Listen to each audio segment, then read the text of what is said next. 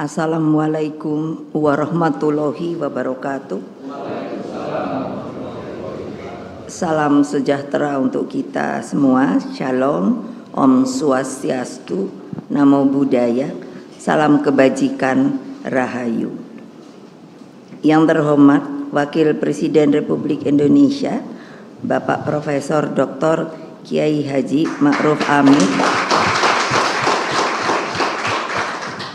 yang bersedia hadir.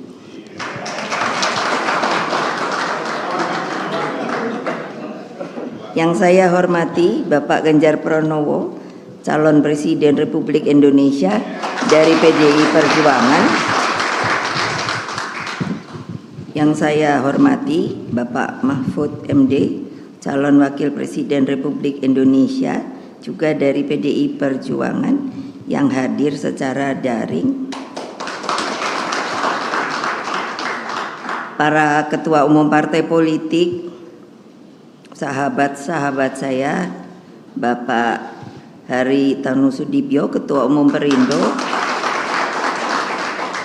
Bapak Muhammad Mardiono, Ketua Umum P3. Kalau dari Hanura diwakili oleh Sekjen, Bapak Beni Ramdhani. Para menteri yang hadir di sini, supaya Pak Ma'ruf tahu mereka ingin diundang, jadi saya undang. Ibu Sri Mulyani, Menteri Keuangan yang menjadi sahabat saya sejak lama. Lalu sebetulnya Pak Basuki, Menteri PUPR, ingin juga datang tapi dapat tugas karena hari ini kemarin juga ada hajatan di Paku Alaman. Terus Bapak Tarifin Tasrif, Menteri Energi dan Sumber Daya Mineral, Bapak Teten Mas Duki, Menteri Koperasi dan Usaha Kecil dan Menengah, Bapak Sandiaga Uno, Menteri Kemenparekraf, Ibu Bintang, beliau dari Jogja cepat-cepat karena pesawatnya tertunda. Para menteri dari PDI Perjuangan, Pak Pramono Anung, Ibu Risma, Ibu sudah tadi saya sebut, Pak Yasoni Lauli, Pak Anas, Pak Hasto Wardoyo, Pak Hendar Prihadi. Hadir juga tim pemenangan nasional, Bapak Arsyad Rashid, Bapak Gatot Edi Pramono, Bapak Andi Wijayanto. Ini juga minta diundang. Saya yang hormati pakar pertahanan Dr. Koni Rahakundini Bakri dan Dr. Filda Citra Yusgiantoro. Lalu Bapak Basuki Cahaya Purnama, lalu sesepuh kami udah dari dulu Bapak Sidarto dan Nusubroto, para kader PDI Perjuangan hadir, Mas Prananda, Mbak Puan sebagai Ketua DPR, dan seluruh jajaran DPP, DPD, DPC partai, dan terutama anak-anakku yang ada di akar rumput, Satgas Partai, PAC Ranting, dan anak ranting yang sangat saya cintai. Hadirin sekalian dan tentunya rekan-rekan pers yang saya banggakan. Oke, saudara-saudara sekalian, para netizen, para penonton yang kami hormati. Kali ini kita bertemu kembali di dalam kesempatan dan di dalam acara yang berbeda, yaitu membahas masalah dengan topik perseteruan antara Pak Jokowi dengan Ibu Megawati Soekarno Putri. Saudara-saudara, hari ini fakta yang tidak bisa kita pungkiri dan tidak bisa kita tutupi lagi, bahwa terjadinya perseteruan antara Ibu Megawati dengan Pak Jokowi itu sudah dilakukan secara terbuka sekali, saudara-saudara. Indikasi ini dapat kita lihat ketika hari ulang tahun PDI yang ke-51 baru-baru ini, di mana acara itu dilaksanakan tanpa dihadiri oleh Pak Jokowi. Acara ini berlangsung sangat sederhana, tidak sebagaimana acara HUT PDI yang sebelumnya dilakukan begitu meriah dalam ruangan yang begitu besar dan terjadi hal-hal yang sangat luar biasa. Tapi kali ini acara HUT PDIP yang ke-51 dilaksanakan dalam suasana yang cukup terbatas dan dihadiri oleh orang-orang juga yang terbatas. Ada apa di balik semua ini? Nah, saudara-saudara sekalian, kita terkejut sekali melihat perseteruan ini. Siapa sangka bahwa dua tokoh ini akan akhirnya menjadi orang yang berhadap-hadapan dan menjadi perhatian di kalangan rakyat Indonesia, yang mana diketahui bahwa Ibu Megawati dan Pak Jokowi sebagai kader PDI Perjuangan sangatlah dekat, dan sampai 10 tahun dalam melaksanakan jabatannya sebagai presiden. Apalagi kita hitung mulai dari awal, yaitu sebagai wali kota Solo, dan dilanjutkan sebagai gubernur DKI, dan terakhir sekarang sebagai Presiden Republik Indonesia. 10 tahun, saudara-saudara. Belum pernah kita mendengar atau kita temukan adanya cekcok, ribut, atau salah pendapat. Bahkan kita lihat sering dalam pertemuan-pertemuan media, mereka berdua ini cukup saling dekat dan saling menghormati.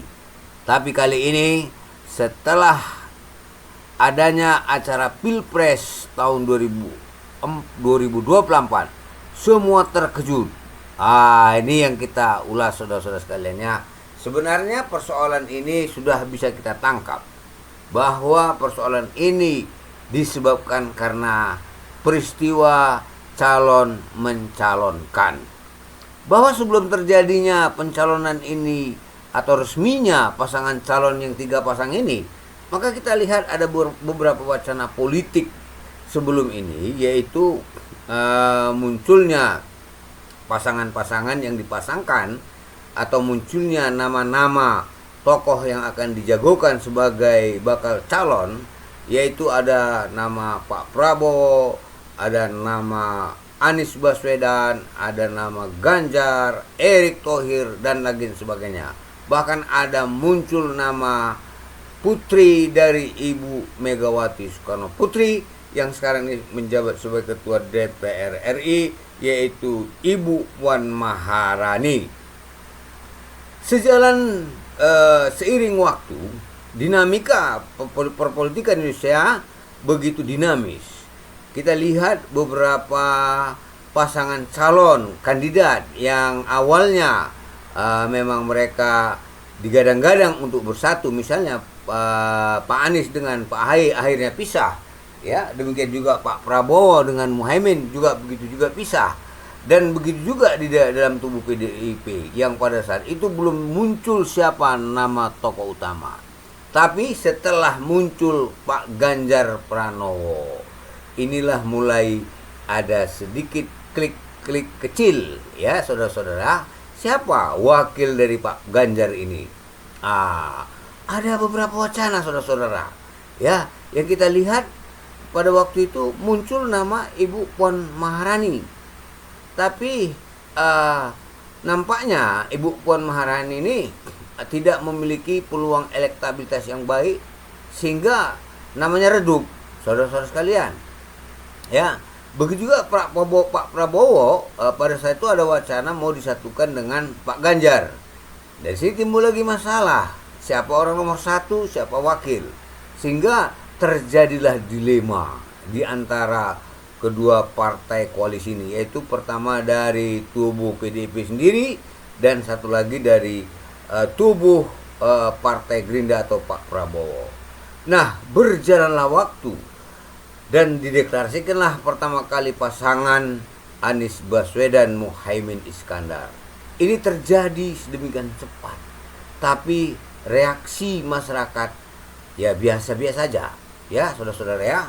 Maka ada kelang waktu beberapa saat sebelum berakhirnya masa pendaftaran, yaitu tiba-tiba muncul di Mahkamah Konstitusi, digugatlah syarat-syarat calon presiden dan wapres, yaitu membatasi usia 40 tahun. Nah, di sini mulai timbul riak-riak. Nah, siapa kira-kira yang bakal digadang-gadang ini? Muncullah nama Gibran Raka Buming Raka, yaitu putra Presiden Joko Widodo. Ya, awalnya memang orang ini menganggap remeh, ya saudara-saudara ya, menganggap remeh sekali.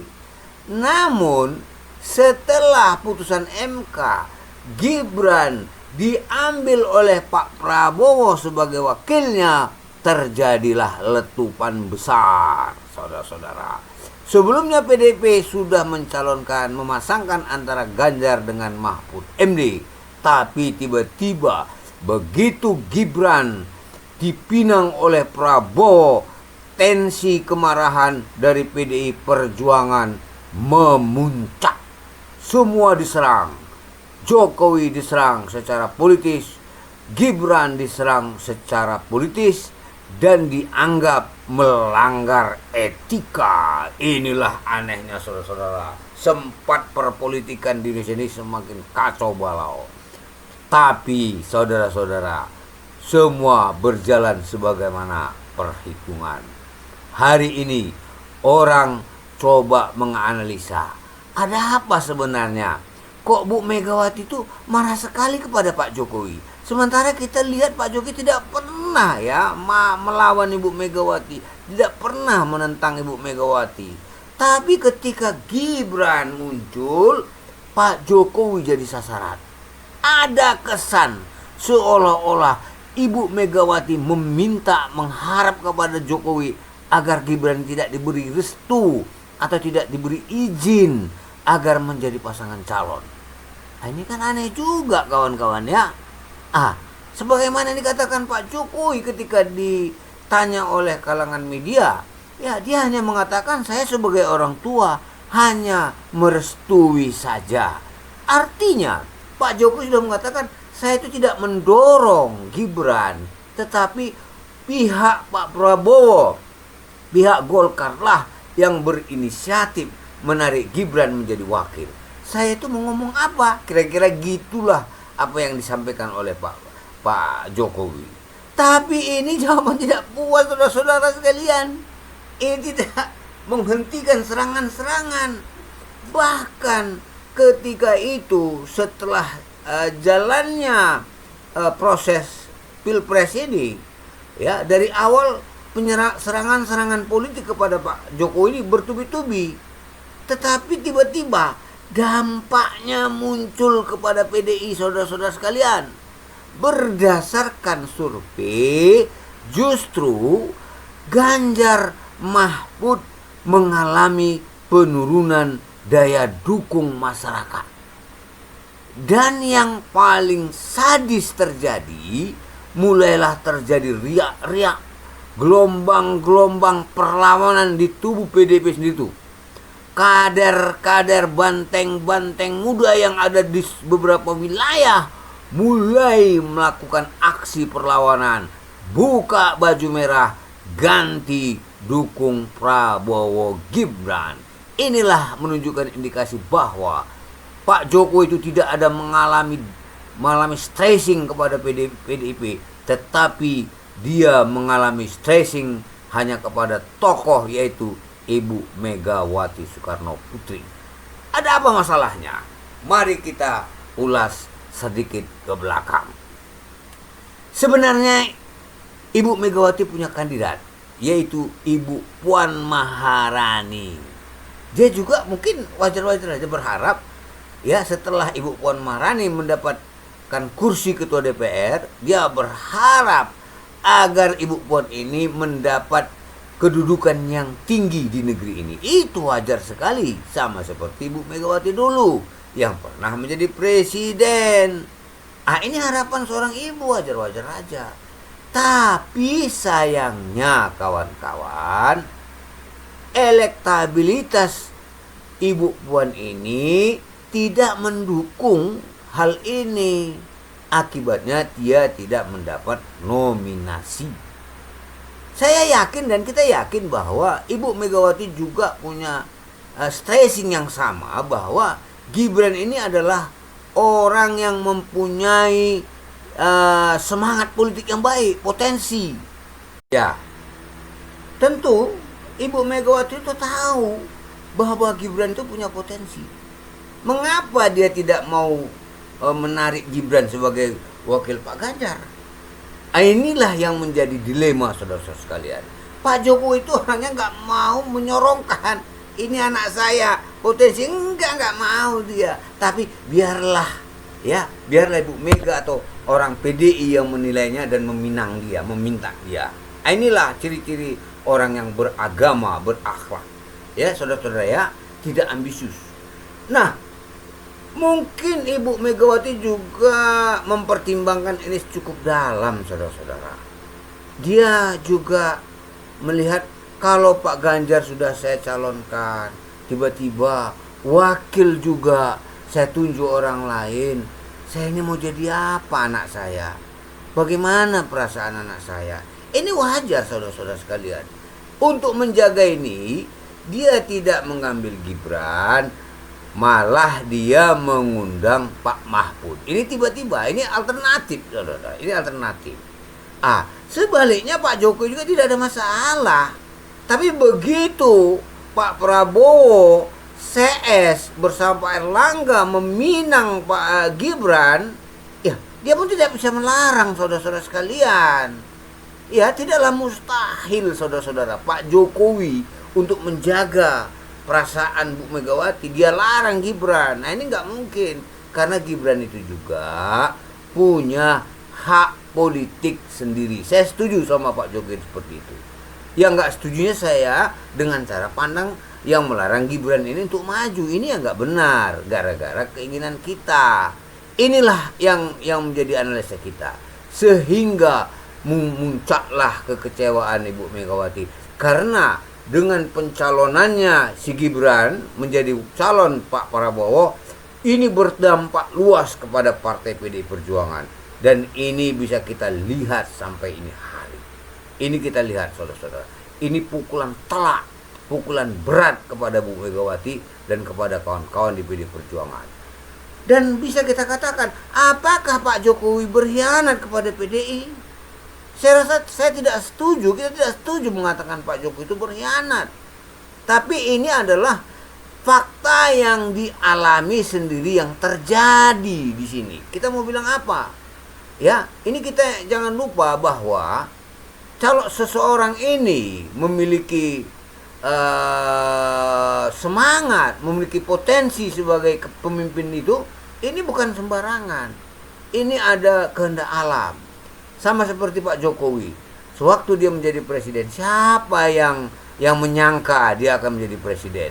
Dia bukan ketua partai, dia bukan seorang jenderal, dia bukan seorang konglomerat, dia hanya wali kota.